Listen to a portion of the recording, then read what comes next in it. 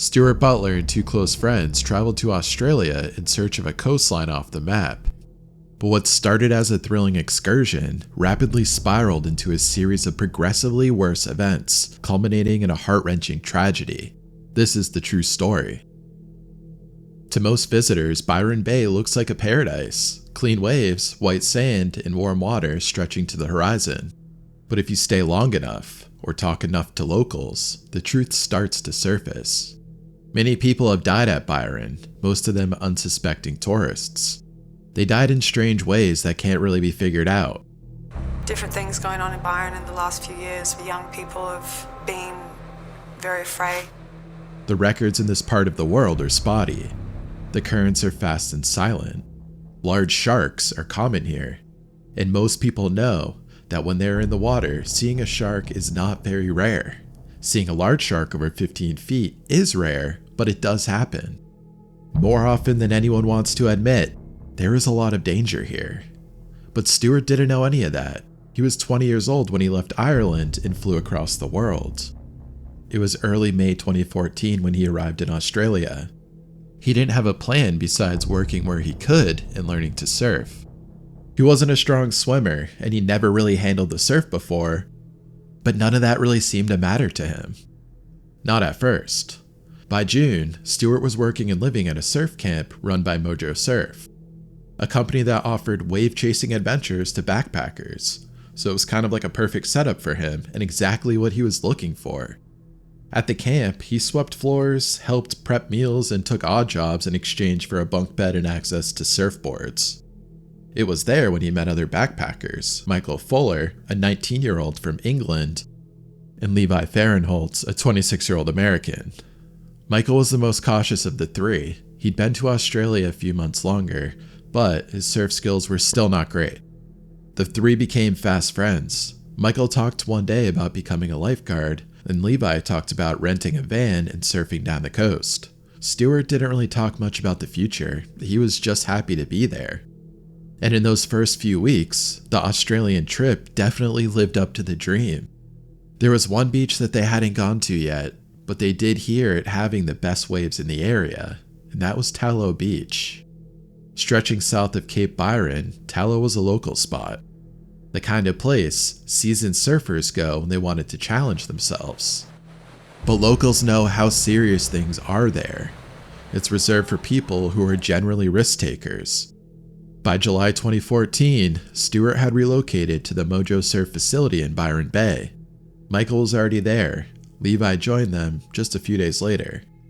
On the morning of July 19th, the three friends made a plan to hit Tallow Beach. It was Saturday. The weather was warm, skies were mostly clear, but off the coast, a storm system had begun threatening the area. Forecasts predicted winds of 20 to 30 knots, with seas building to 12 feet or 4 meters by noon. A public warning had gone out advising swimmers and surfers to stay out of the water. But the friends, well, they didn't hear that. Backpackers rarely check ocean forecasts. To the friends, the waves at Tallow that morning looked big but not terrifying. The three grabbed boards and walked down to the dunes. Along the trail to the beach, 2 signs were posted. Warning, dangerous currents, dangerous conditions. They barely paused. Stuart looked out at the ocean. The waves were now breaking fast and high. Foam rolled over itself in thick bands. Even from the shore, you could see the pull of the currents, like a seam in the surface dragging outward. He remembered reading in a surf magazine that these were actually ideal surf conditions, but he forgot about or didn't read the disclaimer that for anyone besides elite experienced surfers, the conditions were extremely dangerous. He hesitated. "Looks pretty rough," he said. Michael shrugged. "It is fine." Levi was already wading in, board under his arm. Stuart thought for a second, then he followed his friend.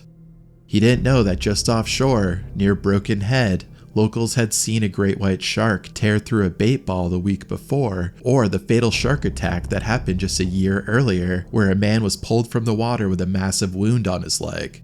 Just before 4 o'clock yesterday afternoon when a shark attacked, biting his arm and his leg. But we have new video now of those frantic moments after. You can see nearby surfers dragging him out of the water, but shockingly, that shark is right behind, stalking them all the way back to shore. He didn't know that the same currents that swept thousands of fish into feeding zones also caught people, dragging them into underwater currents.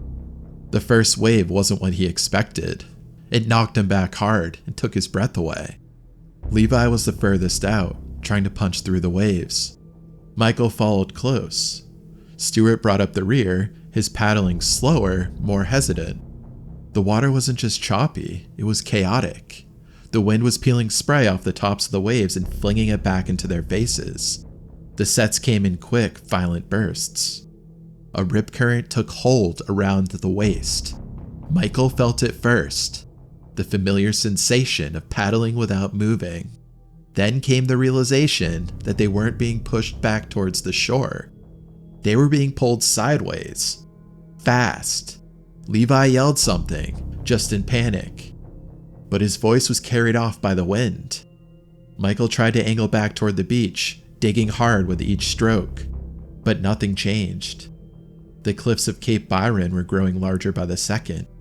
Stuart, still struggling behind them, didn't say a word. His board rocked sideways in the chop, the tip catching in the swell. He wasn't falling, he was just losing ground.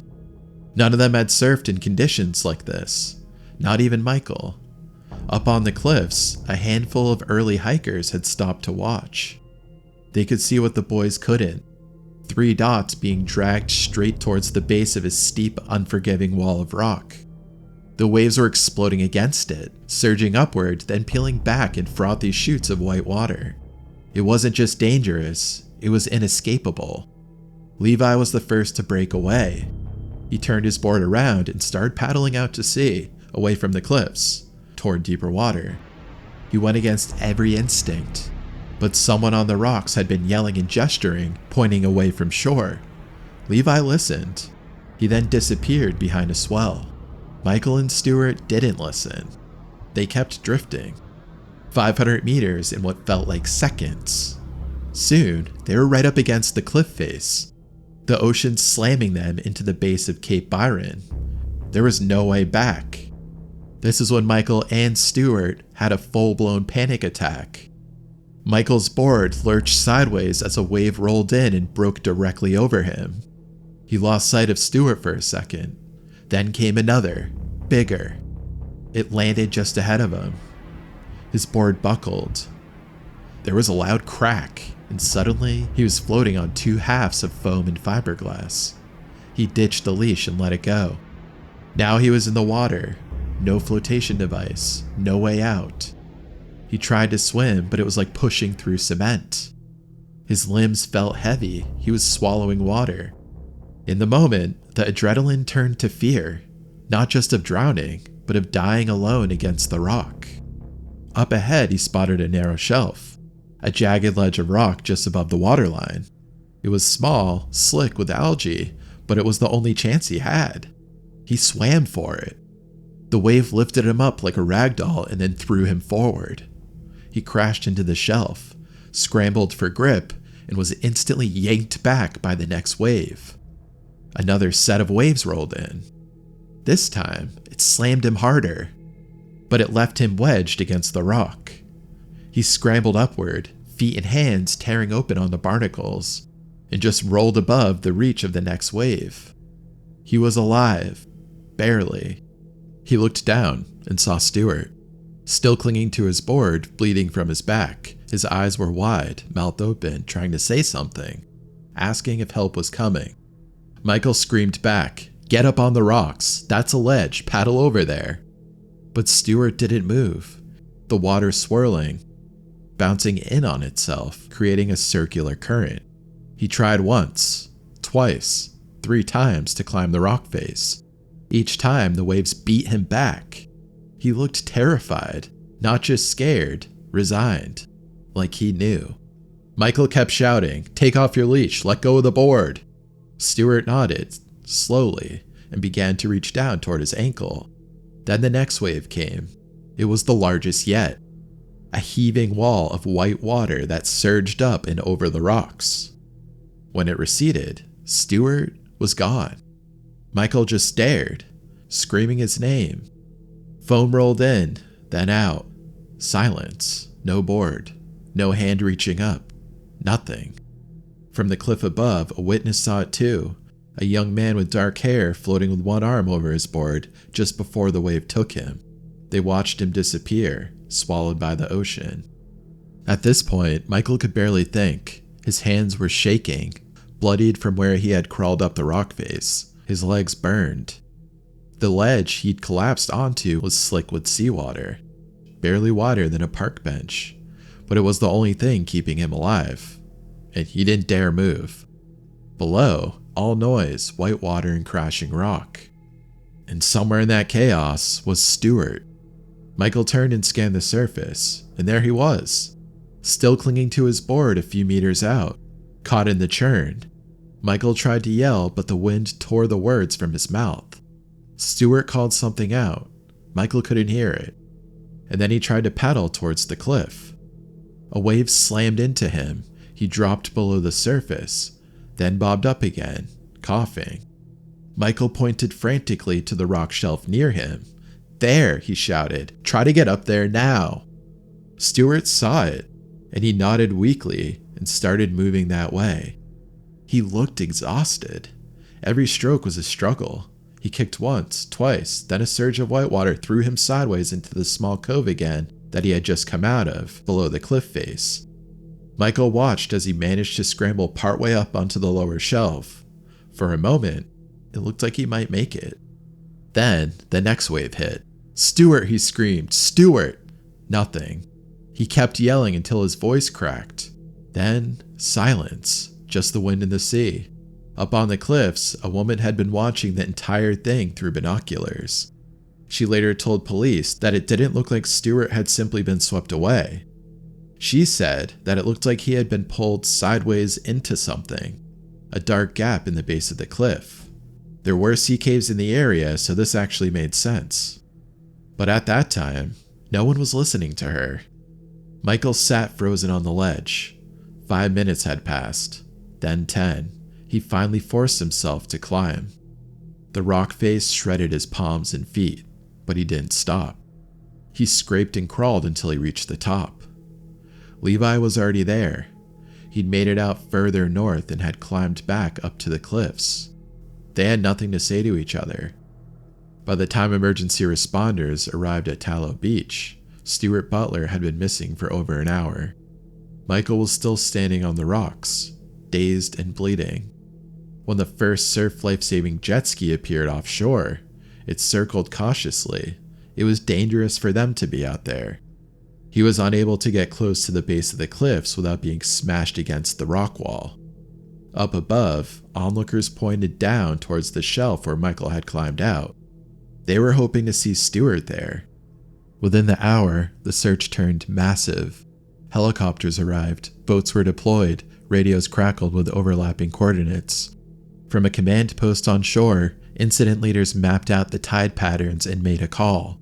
The current was pulling northeast, away from Cape Byron, and fast.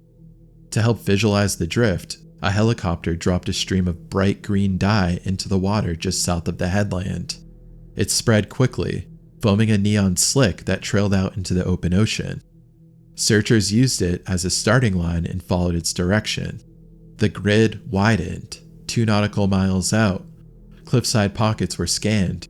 Binoculars swept every shelf, but nothing showed up. For hours, rescuers rotated in and out, fighting conditions that were deteriorating by the minute. The swell was climbing, the wind hadn't backed off, and still, the jet skis traced figure eights just outside the cliffs. And then, some hope. Just after 1 p.m., a call came in from an aerial crew. They'd spotted something in the water, a dark object floating. The body shape matched Stuart's. Dark hair, board shorts, no movement. The tension snapped across the comms. Search boats adjusted course and converged. Paramedics on the beach began prepping stretchers. Police began quietly contacting Stuart's listed emergency contact. Michael and Levi were told that something had been found. Neither of them said anything. It took 10 minutes to reach the object. From a distance, it looked human. From up close, not so much. It wasn't a body, it was a torn wetsuit jacket twisted inside out, waterlogged and partially filled with kelp and foam. The call was rescinded. A silence fell across the radio. The family was notified again that it wasn't Stuart. Michael turned and walked away from the cliff edge. He couldn't take it anymore. By 3:45 p.m., the sea state had deteriorated enough where the incident commander had to make a call. He decided to pull the boats. The cliffs were just too dangerous, and the swell was now peaking near 4 meters or 12 feet for the first time since this morning.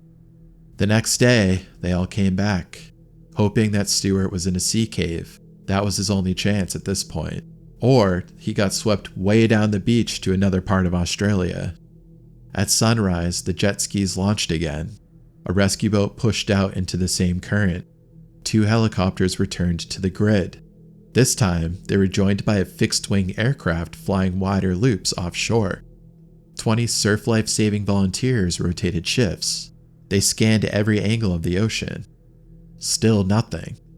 Just before noon, another object was found drifting near Waco's beach. A snapped surfboard. One end was jagged. Michael confirmed that it was his. Day 3, the grid expanded further. The dye was gone by then, but they followed the same trajectory.